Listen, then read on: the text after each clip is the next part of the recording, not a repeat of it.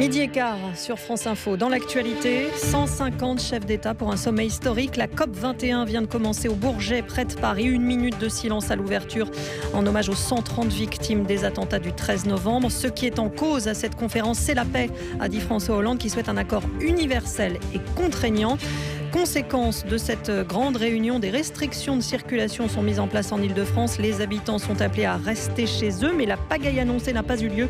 Franceinfo.fr pour suivre en temps réel l'état du trafic. Pas de retour à la normale avant 15h sur les Thalys. Aucun train entre Bruxelles et Paris dans les deux sens.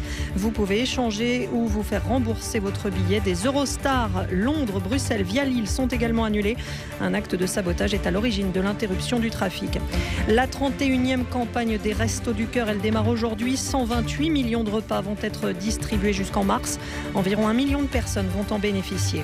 Dernier jour de la visite du pape en Centrafrique. François s'est rendu ce matin dans une mosquée de Bangui.